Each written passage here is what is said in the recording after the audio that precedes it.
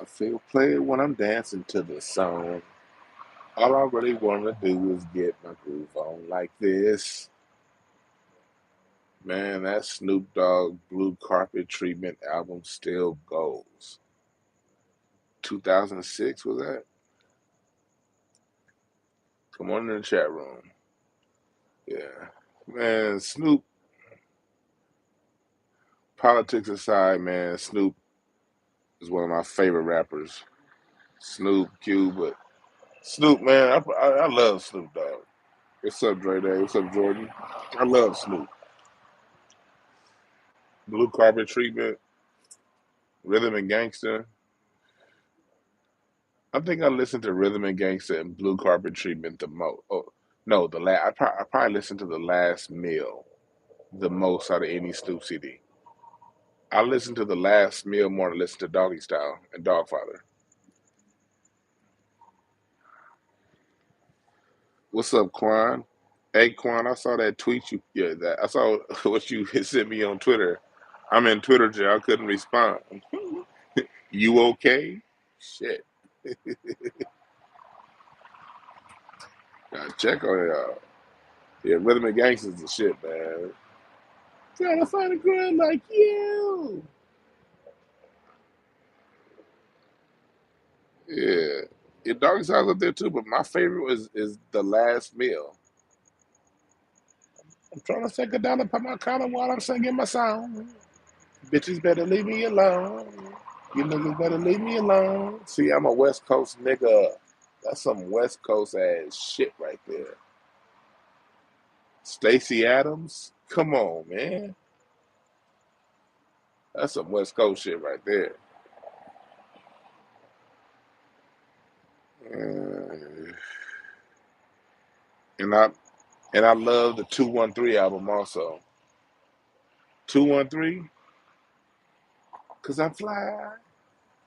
Whoa, I fly. Yeah. Shit. Another summer. Wait a minute, lonely girl. They tried to warn me. They said you horny, eager to give it up. Wait a minute, lonely girl. And I love the East Siders too. And I love Snoop musically. You know I love Snoop so much musically as an artist? Because Snoop tries anything. He'll try anything. Like, hip hop fans are too stupid to appreciate Snoop Dogg. Not all, but most. Not all, but most are far too stupid to appreciate Snoop. Because what do those dumbass hip hop fans say? Man, Snoop don't know if he want to be a rapper or a reggae artist or a gospel singer. He be doing too much. He's a gangster 1 minute. Let me tell you, if you're a hip hop fan and you think like that, let me tell you something. That's music. Black people don't have genres. That's some shit Europeans created.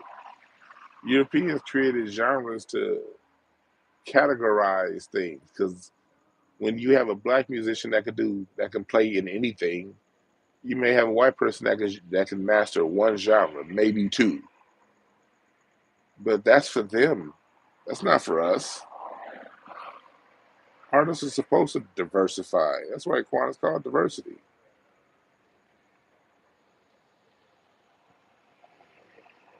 It's called diversity.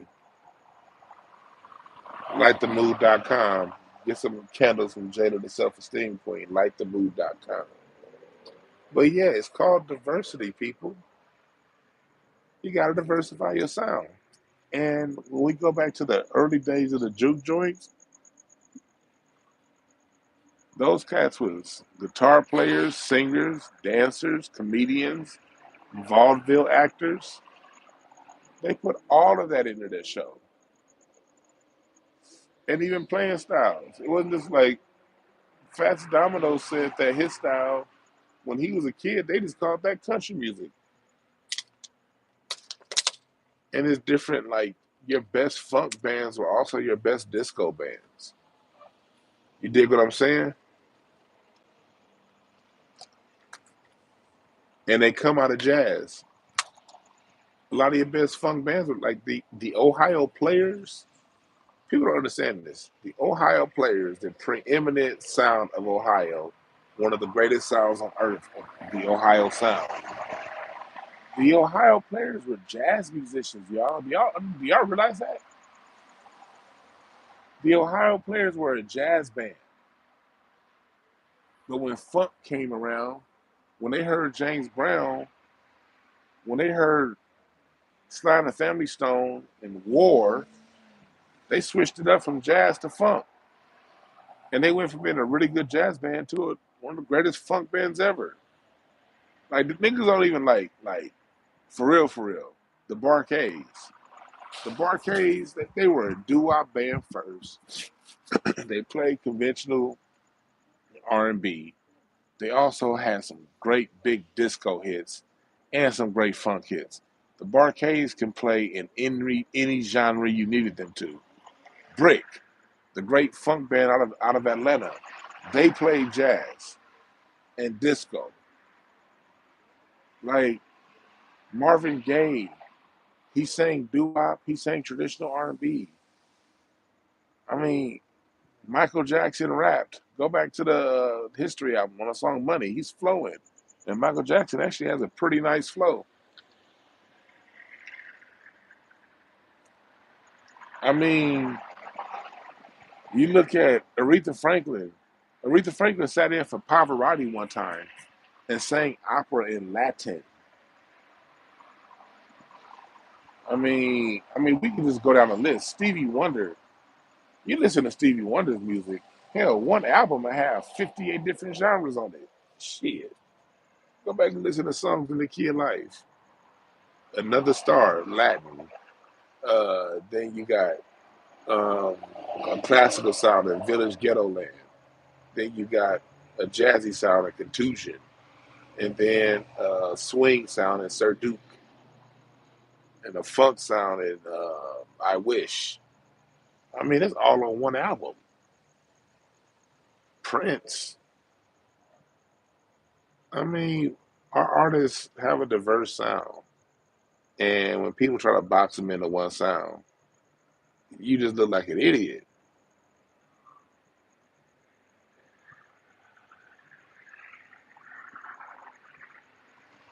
You know what I mean?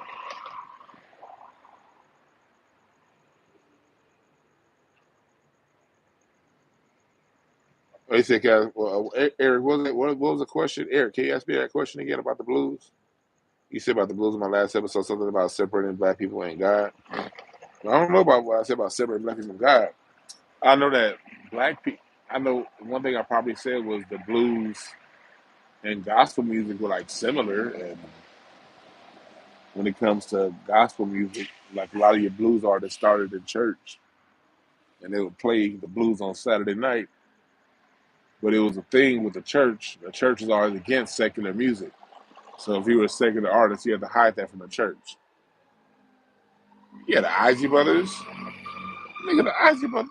These niggas is making another hit again. These niggas. What's up, P. Rothstein? But even Mark, what's up, Mark Bryce Smith? Even with Ella Fitzgerald. Ella Fitzgerald went to the Apollo to dance. Do you know why Ella Fitzgerald sang at the Apollo? She said because it was a couple of dance acts that went on before her. And the dance act that went on before her was way too good. So at the last minute, she decided to sing. Ended up becoming one of the greatest singers in music history.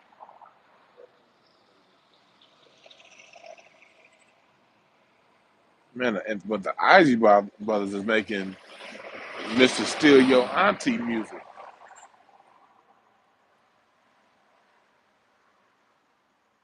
These niggas are still here. The Isley Brothers are still here. I still wish they could have linked back up with Chris Jasper, because Chris Jasper, the Isley Brothers era of Chris Jasper from 72, from 71 to 84. That was their that was one of the greatest runs in music history. And my dad used to tell me about the Isley Brothers. He's always like, every summer we knew the Isley Brothers was gonna come out with a new hit, a new album every summer that was gonna be. He always said my dad used to always be like the Isley Brothers drop an album about May or June every year. That was always the music of the summer during the '70s. I'd be like, man, pops, y'all had some good ass music.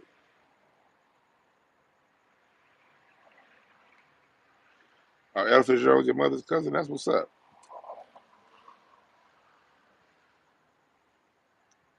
Yeah,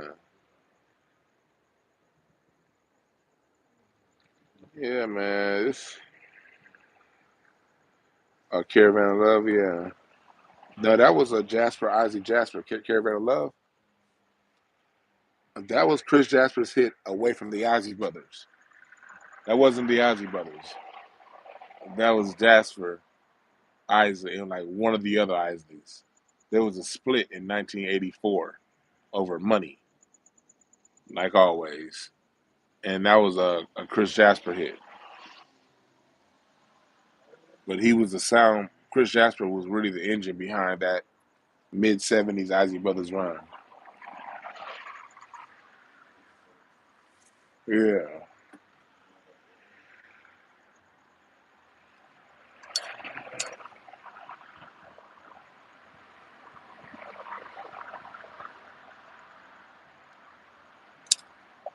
Hmm. Yeah. How's my audio? Can y'all hear all that background noise? I'm using these AirPods for my mic. Man, voice chat, Atlantis, that's the shit. What's up, G Morris?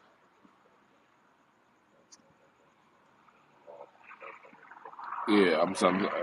Y'all don't hear all the background noise? I'm like, cool. Choosy lover. I had somebody earlier today trying to argue with me that, and I want to get what you guys think in the chat. They were talking about because they had an issue with what I said when I said hip hop does not have an original soundtrack. It's just basically funk disco. It's basically R&B, whether that be funk, disco, or soul. It's that music with someone rapping over the top instead of somebody singing. Well, somebody took issue with that. Man, I'm taking these fucking headphones off. It's hot out here in LA tonight. Y'all gonna have to hold on 1 second. I'm taking these goddamn AirPods off. I'm hot in the motherfucker. Hold on.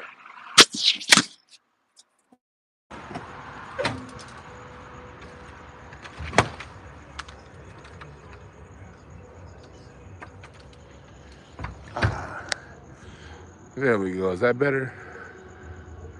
That's better for me. Damn, fuck y'all if it ain't. My bad. I'm sorry. That was rude. That's better for me. Them AirPod, man. I just got back from a 5 mile bike ride. And you know how it is when you do a bike ride or some shit like that, and you take a shower and you don't quite cool off. I did like a nice because it's still 80. It's still like 75 in LA right now. 72. I just had a good ass bike ride, and I'm still hot in the motherfucker. But anyway, what was I talking about?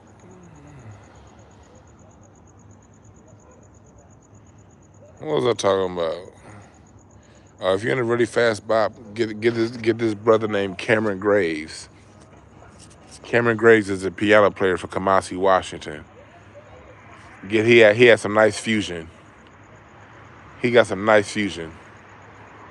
Fast paced, intense fusion. I ran across Kamasi, Washington at the Taste of Soul. He told me he's working on a new album.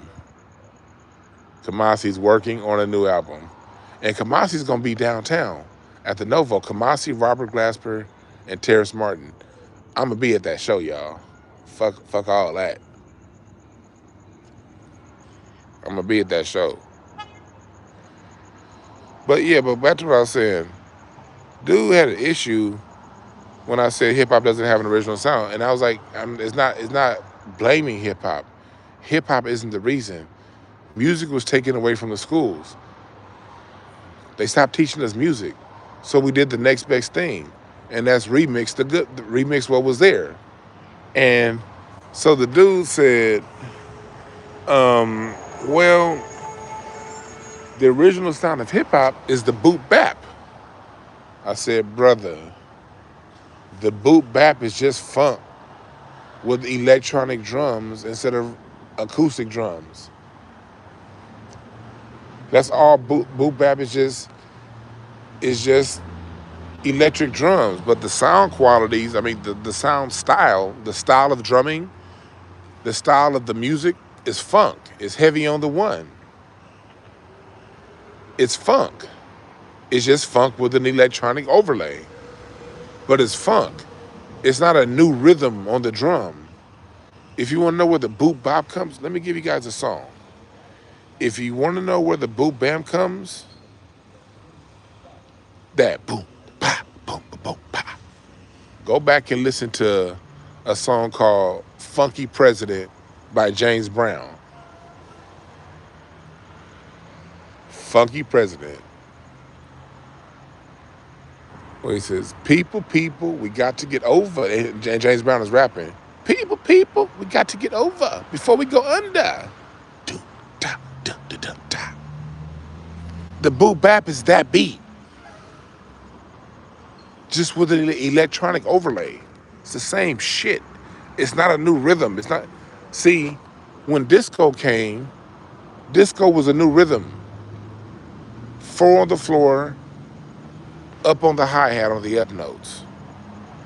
Disco brought a new rhythm to the drum, to the sound. Doo-wop brought a new rhythm. Rock and roll brought a new rhythm.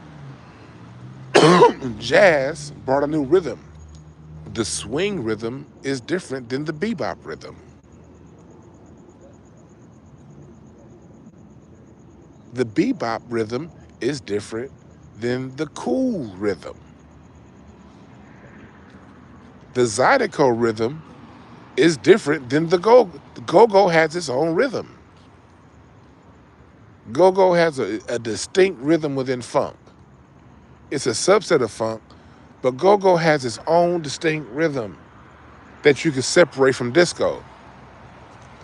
You'll never conflate a go-go song with a disco song. Shit. I hit this one good. I just got a fresh quarter pound of weed delivered from the official delivery services. I just got a whole QP. That should last me about 3 weeks or less. Well, anyway, there was a distinct rhythm change. A distinct one. When hip-hop came, hip-hop didn't change the rhythm. It used the rhythms that were already there. And when it comes to boot bap is a particular style in New York. Boot bap doesn't define hip-hop. It's a lot of hip-hop music that's not boot bap. Hell, Kanye's first 3 albums, the only good ones, there wasn't no boot bap on that. Still hip-hop. Still rap. The Justice League production don't really have much boot bap. Neither does DJ Quick. Scarface's productions.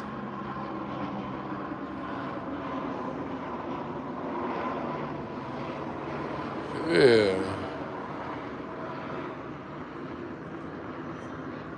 Hey, what's up, Tino? Yeah, y'all say what's up to Valentino. What's up, everybody? Hey, this This a live? What you want to talk about tonight, man? Just random shit. Random shit, for sure, for sure. You know. All right, dog. You playing golf today? Huh? You was playing golf? No. I went to this Amazon rotation event. Okay. Yeah, this music thing. Okay. Oh, I forgot you play music. What you play again? I dabble with everything, man. Guitar, piano, Because I might. whatever. I got some people that said talking about putting. I did a show a couple days ago on the drums, Uh-huh. but yeah, we got to talk Yeah, for because sure. yeah, I was just somebody just told me I don't want to say their name right now, but they told me about putting like a little band together to do a jam session. I forgot. Yeah, Yeah, I got with it. Yeah. I forgot you played, nigga. Hell yeah. All right, dog. That's my nigga Valentino. That's my nigga right there. You know who that is, Quan? What's up, Funky Homo sapien? Yeah, you just listen to Funky President. Yeah, I'm 100%. Yeah. See, I'm not gonna mislead y'all. I'm not over here. I don't have an agenda. I don't have an agenda when I talk. Well, I do have an agenda. I do. Let me be very clear what my agenda is. My agenda is to honor the forefathers, the people who brought these creations to Earth. That's my agenda. I have a very huge respect and reverence and honor for creators and innovators. And my agenda is for the creators and innovators to get their just due. Most of them died broke, but the least we can do is let their names live forever, okay? That's the least we can do. A lot of our innovators died broke. So the least we can do is have their names live on forever in glory. That's just how I feel. I have reverence for the innovators and creators. I feel that's part of my mission here on Earth is to always have to leave the next generation knowing and generations after me knowing that there was greatness, and not only knowing that there was greatness, who those people were, what's their name. Also, Born Baker said, "What? Yeah, Kendall, she's great. Queen of Clubs, you're the master teacher. If you're a Queen of Clubs, the thing is, Queen of Clubs people can get too authoritarian. Watch out. As a Queen of Clubs, you got to watch out for being too judgmental. You Queen of Clubs people can be judgmental like a motherfucker. That judgment, you got to understand as a Queen of Clubs, that judgment is only going to stifle you. All right. If you live a life of judgment, it's gonna put you in a box, especially as a male Queen of Clubs. Female Queen of Clubs I noticed have an easier time than male Queen of Clubs because a male Queen of Clubs has to be 100,000% in touch with his feminine energy. That don't mean be gay. That means all of us have a masculine and a feminine energy. If you're a male Queen of Clubs, if you're completely okay and comfortable using your feminine energy when needed, you can have a pretty dope time as a Queen of Clubs. But if you're masking your feminine energy and you get to the point to where you get hyper masculine, that can cause major issues as a Queen of Clubs. I've seen it work out with people. I've seen it work out that way. So just make sure that you are balanced with your masculine and feminine aspects as a Queen of Clubs, all right? Hey, Dr. Sinister, you an asshole. But thanks for donating, Bjorn. Hey, Dr. Sinister, you be on Sarah's ass on my show on caffeine, nigga. Dr. Sinister be on Sarah's ass. Leave that woman alone, dude. All I saw was I was on the show. I was doing my show. I don't be looking at the chat. But I looked up. Right when I looked up, I saw Sarah writing, fuck you. And I'm looking at it's like to Dr. Sinister. I'm like, oh shit. What this nigga saying? Sarah be cussing Dr. Sinister out. I'm like, this nigga here. I looked at the chat room maybe twice the whole last show. And all I saw was Sarah cussing this nigga out.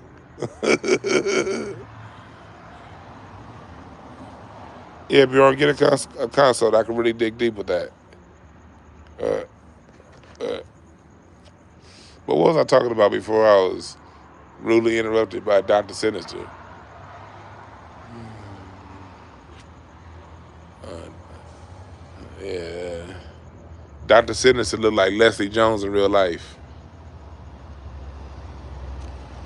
But what was I saying, Quan, before I was rudely interrupted? I lost my train of thought. Yeah, shouts out to the musical guys. Yeah, Funky President. If you want to know the boop bap sound in hip hop, go to Funky President by James Brown. The boop bap is that beat, just with a drum machine on top. And another thing I brought up is the drum machine isn't exclusive to hip hop. The drum machine, do you know the first song using a drum machine was Funk? It's a Family Affair by Stein and Family Stone. That's a drum machine. The song Chocolate City, It's a Family Affair came out in either 68 or 69. They use a drum machine in that song. The song by Slide and Family Stone, In Time, that came out 72, drum machine. Chocolate City by Parliament Funkadelic, I think that was 71 or 73. Chocolate City had a drum machine. Don't Stop Till You Get Enough by Michael Jackson had a drum machine underneath. The drum machine been around since the late 60s. It's just that in funk, they use the drum machine underneath. See, in music is layered. You can make sounds be on the level, they could be over top, or they could be underneath. And music is layered in multiple levels. So when funk was using the drum machine, funk had the drum machine at the lower level, undergirding the beat. When hip hop used the drum machine, and of course the technology got better because the technology of the drum machine in 1968 was far inferior to the technology of the drum machine in 1984, which was got a lot better in 94, 2004, 2014 through now. But anyway, when hip hop got a hold of the drum machine, it put the drum machine on top.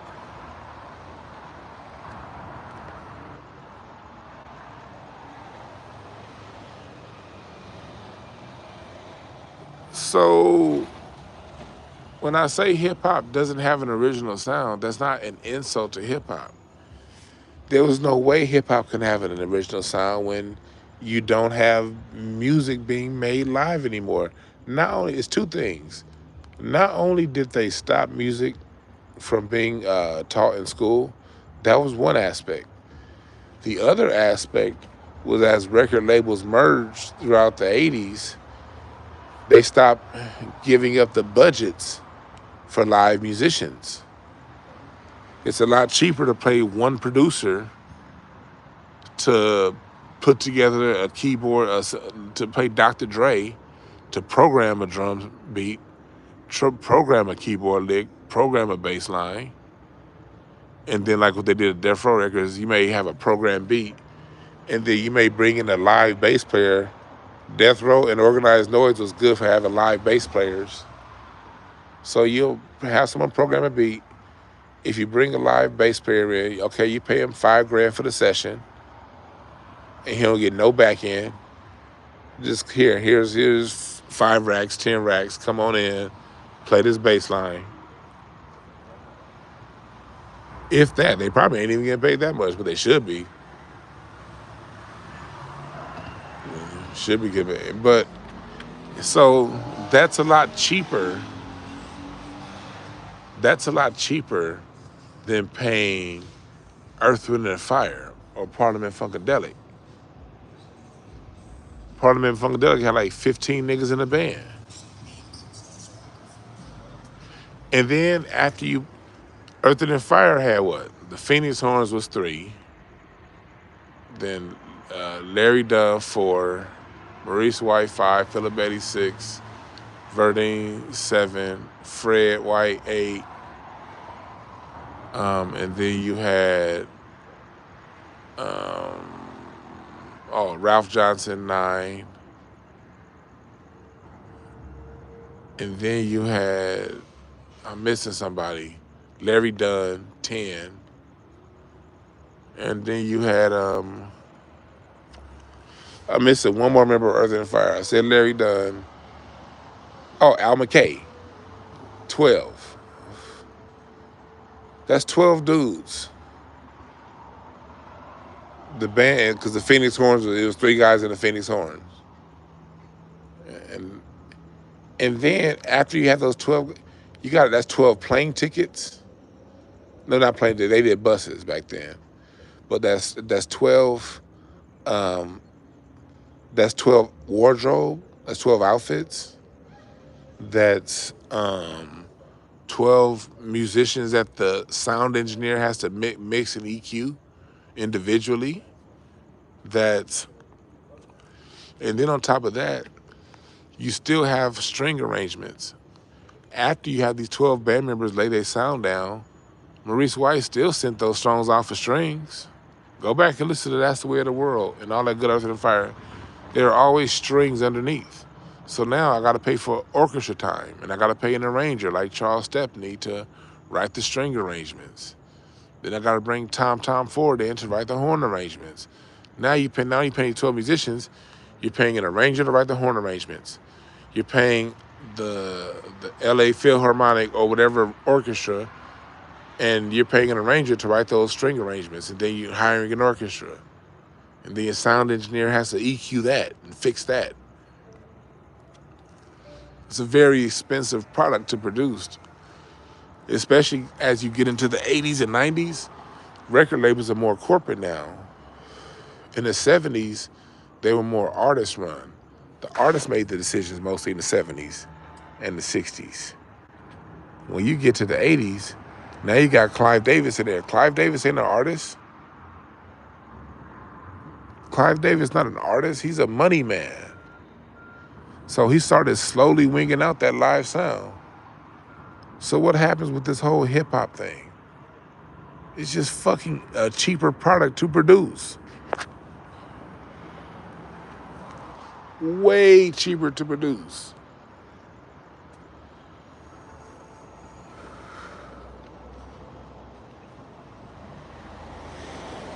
And that's how hip hop took over. Not because it was better than R&B. It's because R&B was defunded in favor of hip hop. What's up, Amar Woods?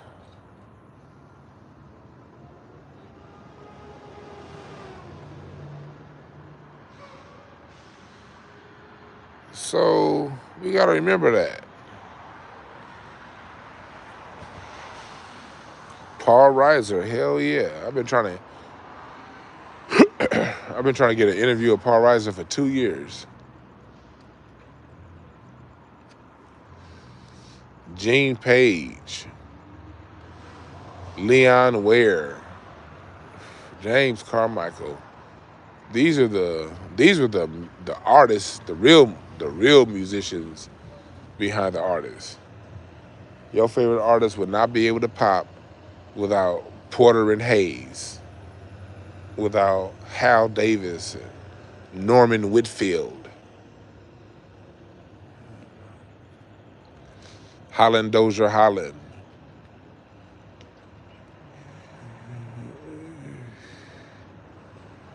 McFadden and Whitehead, Ashford and Simpson, Gamble and Huff, Maurice White and Charles Stepney, Maurice White, Quincy Jones, Greg Fillinganes. These are the real geniuses of music. These people, George Clinton, Bootsy Collins. These were the people were the reason why the sound sounded so great. Cool, from Cool in the Gang. Sugarfoot, Diamond, Satch.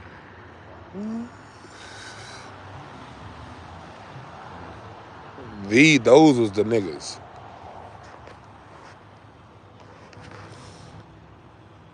Norman Connors, yeah.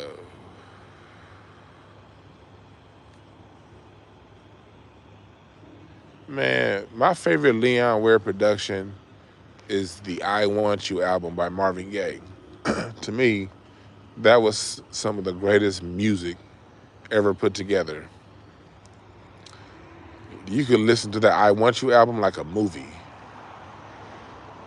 I play a song on an I Want You album on Incense and Ashtrays on my Sunday night mixdowns. I play a song off the I Want You album at least every other episode. I change the songs up, but I play something off the album at least every other episode. Quan, don't I? Nigga, that I Want You album, nigga, that shit sound like a whole ass movie. Yeah. Yeah, Leon Ware worked with Maxwell, yep. Leon Ware's music told a story. It told a story. Same with Isaac Hayes and Porter. Their music told a story. Norman Whitfield. Norman Whitfield, man, shit. That music he put together for the Temptations, for Rolls Royce, nigga. You can never forget Norman Whitfield. Norman Whitfield is a school of music within himself. Hell, even Dick Griffey. Dick Griffey of Solar Records.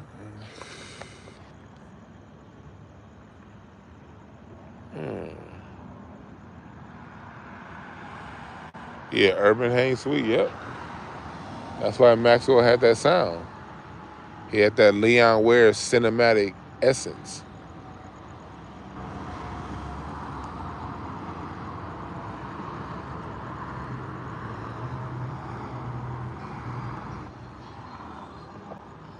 I be like, man, I be so wishing my father-in-law, Mr. Carmichael, I be wishing he kept doing music.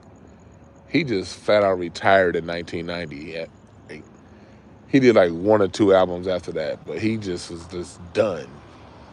He did so much music between 65 and 1990. He thought he was just gonna take a break and never came back.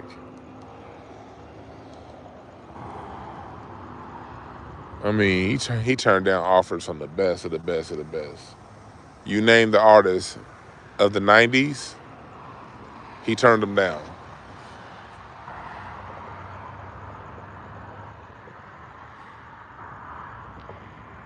But I be wishing he I wonder what that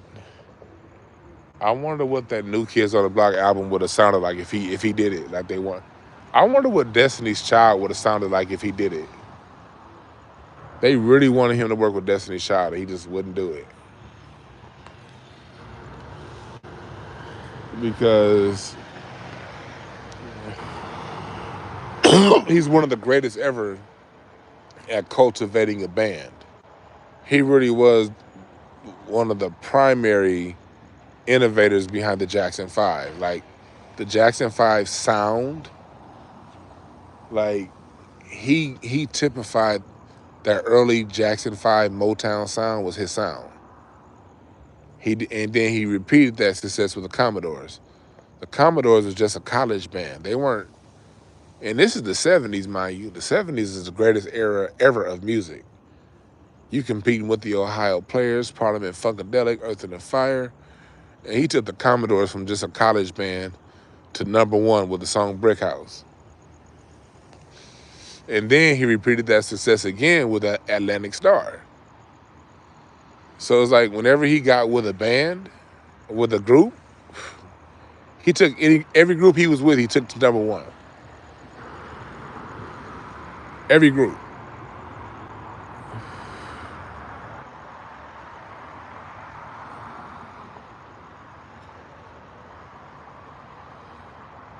But I think he would have been great with Destiny's Child.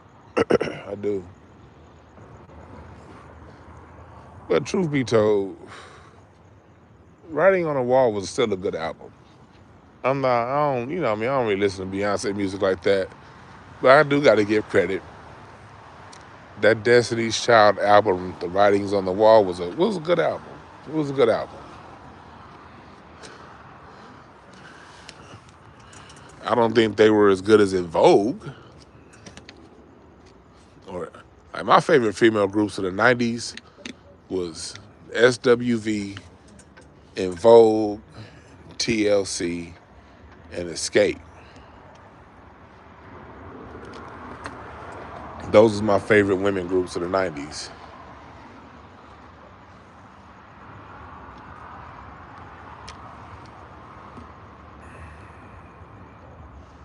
Brownstone was dope too.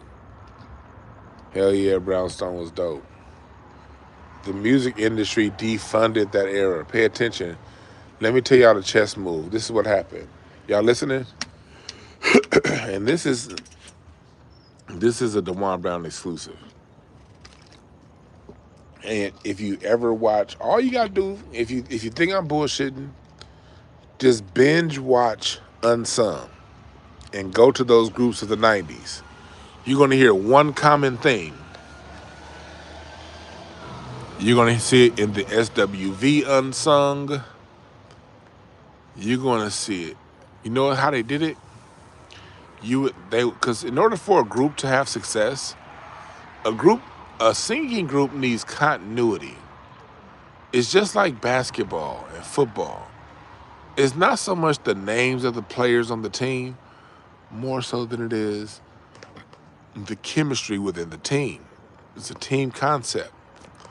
When you're singing harmony, you have to blend. And all voices don't blend. But you also have to have a producer that knows how to play to your strength.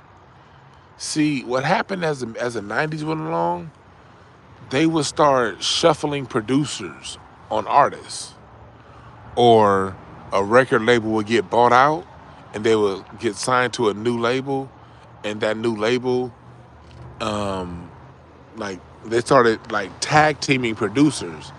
That started to become a thing in the '90s, and the '90s is when music started to get really bad.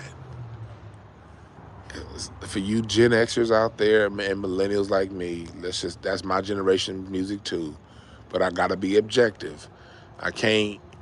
I'm not gonna lie because the '90s was my era that I grew up in. That the music that I personally love the most because it came out at a special time in my life. I can separate that feeling I have for '90s music from the facts. Facts is, '90s music is when the singles got to be a real big thing and the remixes. So you get 2, 3 hot songs and a trash ass album. But out of them 2 or 3 hot songs, one of those songs is gonna have like 3 or 4 different remixes. And that's how the things happen. But that's okay for a single artist. But for a group, groups need continuity with producers. You can't be passing groups around to different producers because every producer is not going to have chemistry with that group. Don Nelson was a great NBA coach, but when he coached the New York Knicks, he sucked. Don Nelson was a great coach for the Dallas Mavericks, for the Golden State Warriors, but when he got to the New York Knicks, it just did not work. Every producer is not going to have chemistry with every artist. So a lot of your '90s artists suffered because they were caught in this producer shuffle.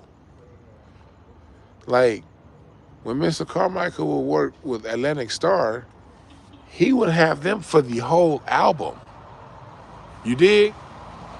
When he was working with the Commodores, it was the whole album. All right? And he would talk to me about them years at Motown and how like it was something about Norman Whitfield and the Temptations. Like at Motown, it was a factory. So artists would record with different producers the same songs. It was just, but even then, it would still always work out like to where, especially from like 66 through like 70, 71, Norman Whitfield was going to be the producer that made the hits for the Temptations. It was like Norman and like Smokey was the one that got hits on the Temptations at first, but then once Norman Whitfield got a hold of the Temptations, he didn't let them go. And so Mr. Carmichael, his end at Motown was with the Jackson 5. Like Norman Whitfield would cut songs with the Jackson 5 and it wouldn't work out like that. And Norman Whitfield's one of the greatest producers ever. But Mr. Carmichael, when him and Hal Davis would cut a song with the Jackson 5, I'll Be There. Dancing Machine. You know, he would write those arrangements. He would write every vocal that Michael Jackson sang in that early Motown era. Mr. Carmichael, he wrote the notes. He wrote those notes, pencil and paper. But he had a chemistry with Michael. Norman Whitfield, great fucking producer, one of the greatest producers of all time, he didn't have that same chemistry with Michael. But he had it with the Temptations. Mr. Carmichael didn't get that many hits with the Temptations, but he got hits with David Ruffin. I mean Eddie Kendricks. That song "Keep On Truckin'." He wrote the music and produced "Keep On Truckin'." Leon Ware.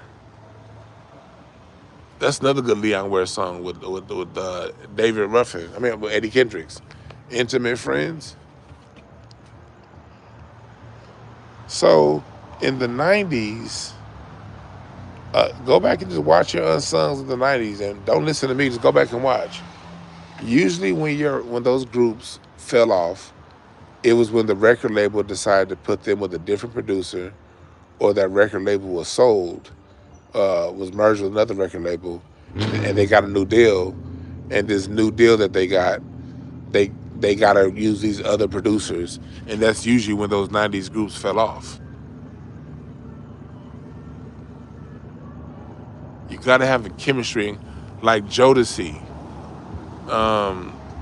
Dalvin's Productions.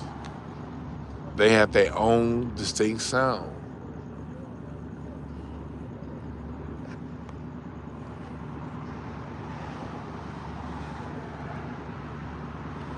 Yeah, groups of in-house producers were the best. Yeah,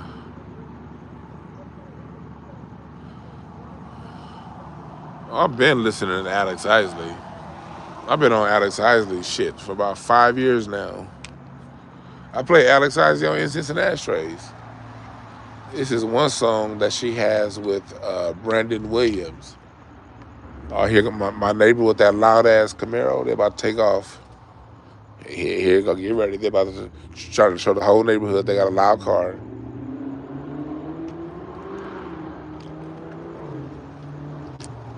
Whoop-de-doo, whoop-de-doo. You got a nice muffler. Anyway, um, anyway, peace. So, so we gotta understand that when it comes down to it, groups and music, they need a continuity with producers, and the record labels know that. So a lot of your 90s groups fell off, not because they weren't good anymore, it's because the industry was playing games with them.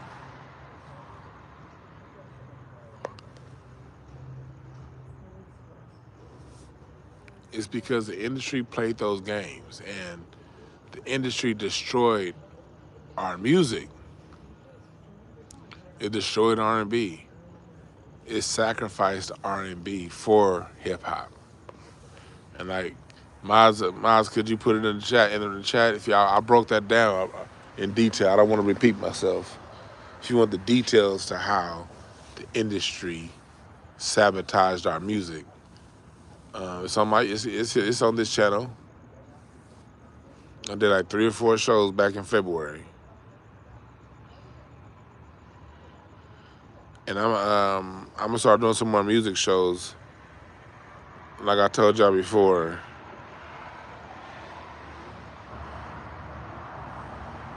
I'm gonna start doing my music shows again. I needed a break after putting that tree together and everything. I just need some time off.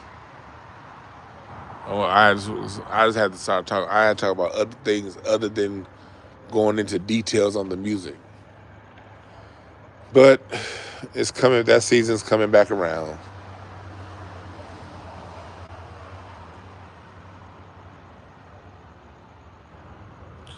Hell yeah, 2020 when they were together between Raphael Sadiq and his brother Dwayne Wiggins and Tim Montgomery, those guys. Frankie Beverly and Maze, in-house production.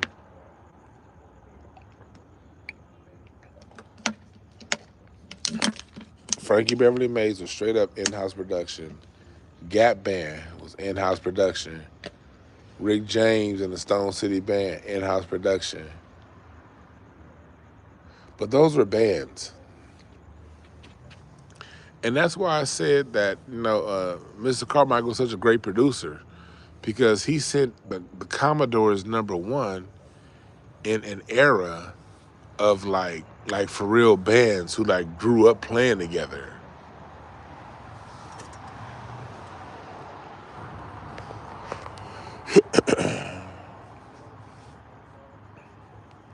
That was amazing.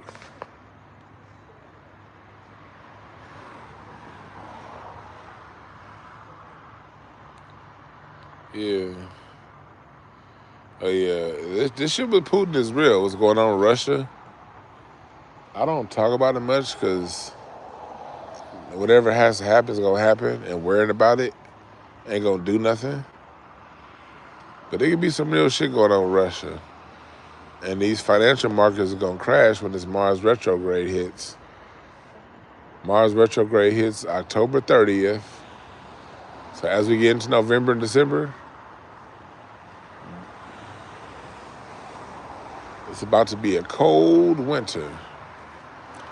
And look, can you see Mars? Can y'all see Mars? Let me see if I can zoom in on that motherfucker. Y'all see Mars? That's Mars right there. Y'all see Mars? Mars is beautiful, ain't she? Or he. Mars is a he. Mars is a masculine planet. Yeah, Mars is a masculine planet. Mars is beautiful.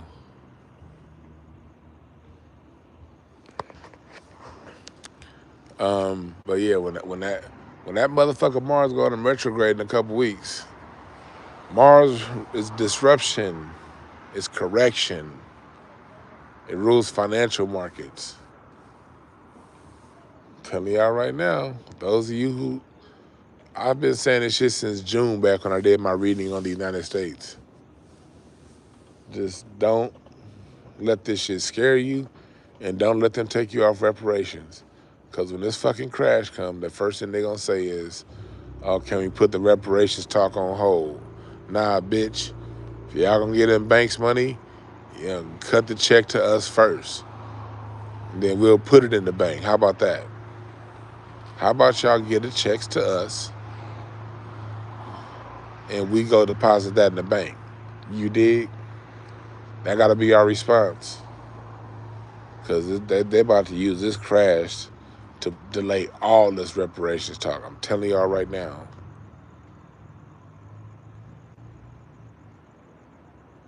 Telling y'all right now.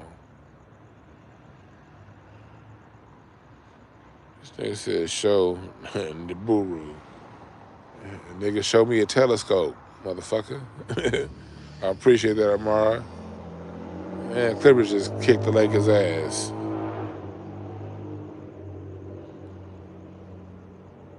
But remember, when they bring on this death, doom, and gloom, black people, we've been living in an economic crisis for 400 goddamn years. But specifically in this country, black people never recovered. See, the major market crash was 2008, but black people our crash as a people economically was 2006. I remember I was making all kind of money 2003, 4, 5. 2006, the black market shut down. That's when our crash hit. And then the market itself crashed in 2008. But the thing is, Black America never recovered from that 2006 crash. We never recovered from that. So what I'm saying is this. We've seen the worst of it. This crash is a correction. And yes, some lives will be lost. Some people will get fucked up. There's always casualties of war. But I'm speaking big picture. I'm speaking long term. I'm speaking 7-year cycle, 3-year cycle, 1-year cycle. Ultimately, you're fine. Because you're the most prepared to live through these times. And anytime there's fallout like that, these big companies are too big on the top. They have to go. They have to crash. They have to. And when things crash,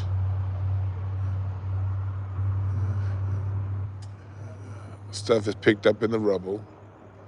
It gets better. You have competition within the market again.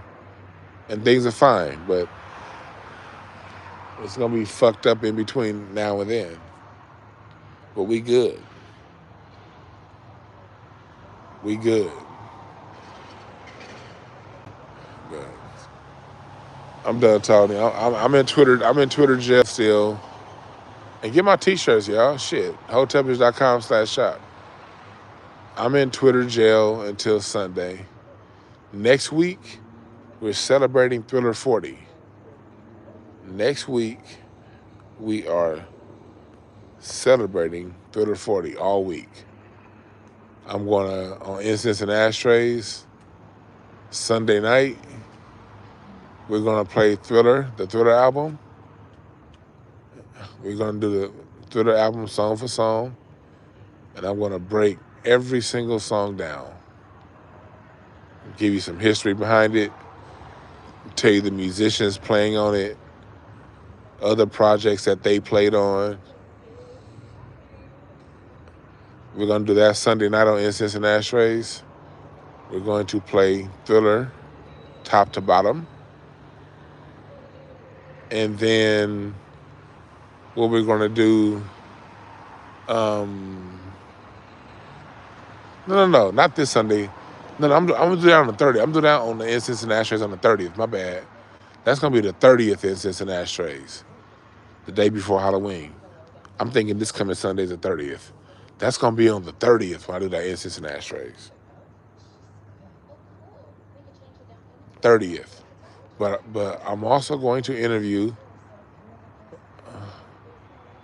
one of the background singers on the Thriller album that she sang on Wanna Be Starting Something. We're going to talk to her about her point of view on working with Michael Jackson. Because she worked with Michael Jackson on a few projects. We're going to talk to her about working with Michael Jackson in her career. We're going to talk, I'm going to do a Twitter space when I'm out of Twitter jail with me and Dr. Randy Short.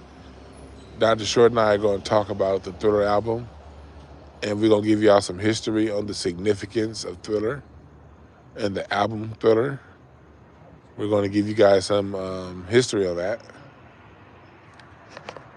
So yeah, we're going to really break, I'm going to do an Incense and Ashtrays article on Twitter.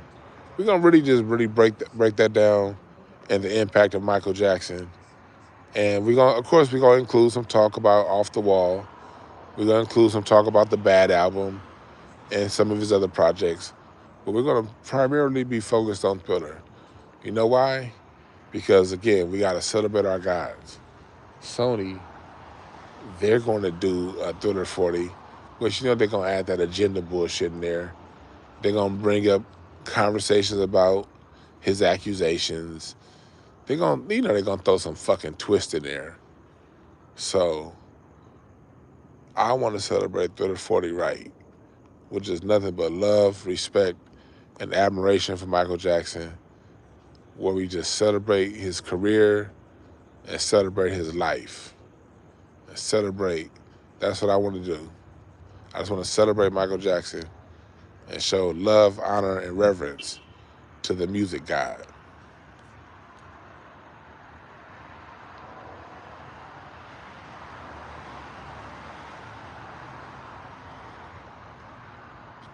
That's what I want to do.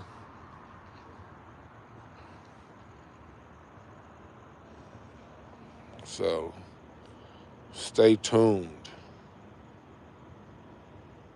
All right.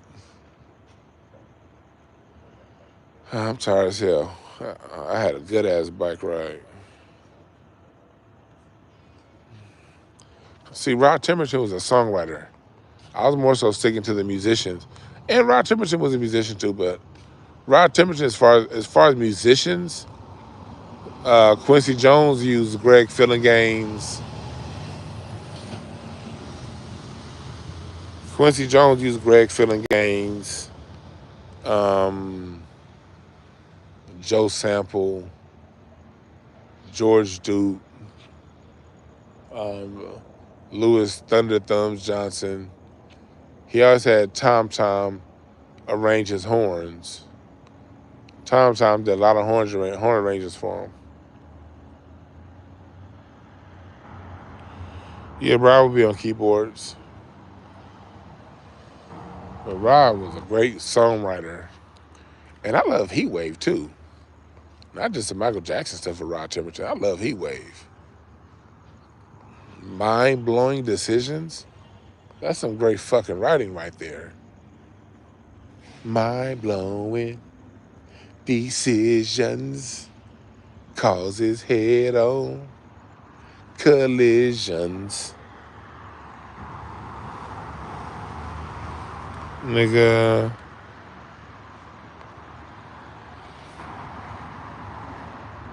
That's some goddamn music.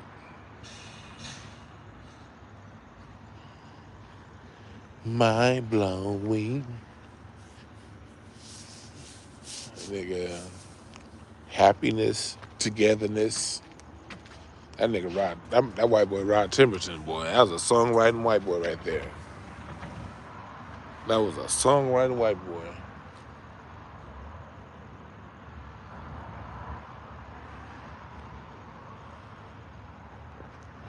One of my favorite songwriters is Skip Scarborough. He wrote Don't Ask My Neighbors by The Emotions, Love's Holiday by Earth and Fire, Love Ballad by LTD. Love Ballad by LTD, that was supposed to go to Earth and Fire first. Y'all know that? That song? I have never been so much. That was supposed to be for Earth and Fire. But Maurice White passed. He passed on it.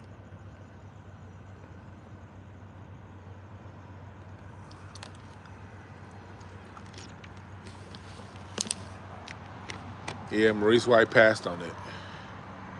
And Giving You the Best That I Got by Anita Baker, that was supposed to be for The Emotions, like back in 1976. Skip Scarborough shopped that song around for like 10 years.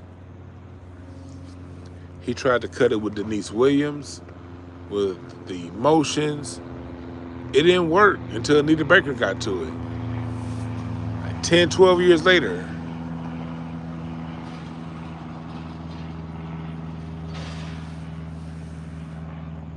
What's up, Dr. Dandruff? Yes, but he could have did that, but yeah, that Fork in the Road by Smokey Robinson, that's some lyrics right there, boy. Modern music. The Free Nationals are back in the studio. I can't wait for them to drop something new. I like that new Anderson .Paak. I love Anderson .Paak with No Worries. NX Worries. The Bruno Mars stuff is cool, but I much prefer Anderson .Paak when he's with the Free Nationals and when he's with NX Worries. I like that new project he got with them. J-Mo, Jarris Mosey, I like his new album. It's some hippie music. I'm a hippie nigga, so I love J-Mo's new album. I love it. I like Corey Henry's new album. There are these three sisters called We Are King. My wife listens to them a lot. And I dig them sisters. I don't listen to them a whole lot, but my wife listens to them a lot. They're really good. They're really good. I like Robert Glasper's album Black Radio 3. I love Terrace Martin's music.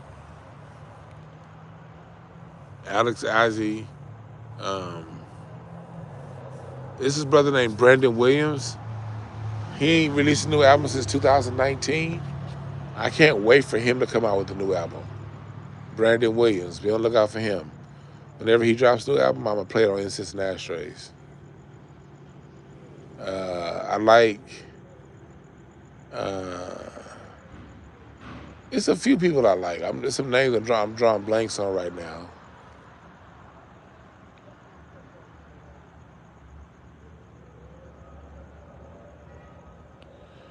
Daddy Hathaway, yep. Yeah, man. Music ain't something I like to argue with people about. I like discussing. If you ever want, like, for people out there, because some people out there like to argue, look, if you want to have my respect, let's talk about music. I don't really respect arguing music. I don't like to argue. I like to talk about music. In conversation, we could have differences of opinion in a conversation. But two things I ain't gonna do. I ain't gonna argue music with nobody, and I ain't gonna rank music with nobody.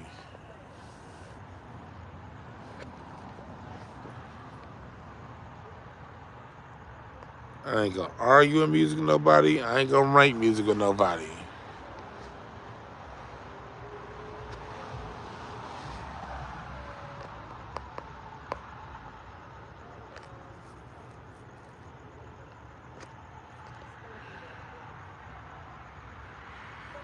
I ain't really into Childish Gambino's music, to tell you the truth. I ain't really into it like that. You know, he makes some cool stuff, but Childish Gambino really ain't my style.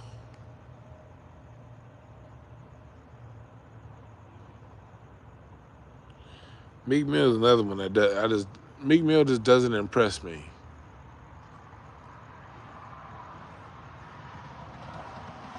He doesn't, and I like Philadelphia too, musically.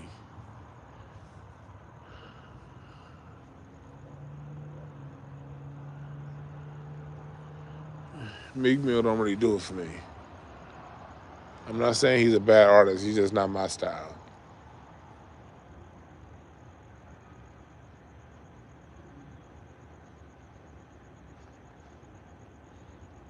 Yeah.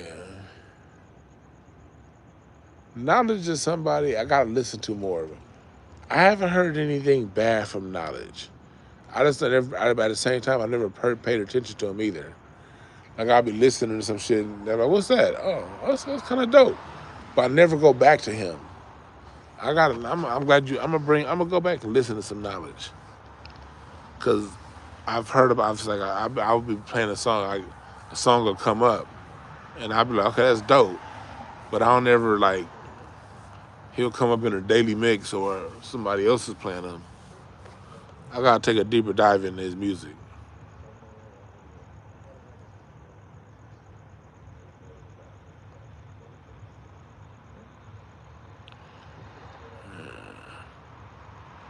Yeah, Meek loud. I'm about to get the fuck up out of here, y'all. I just wanted to check in with y'all, say what's up, see what's going on.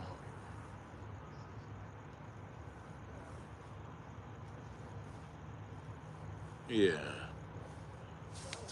I'm what's tomorrow? I'm gonna try to do instance and ashtrays tomorrow night. I think we're gonna do some instance and ashtrays, Funk Fridays tomorrow night. Have some fun. Alright. I'll holler at y'all.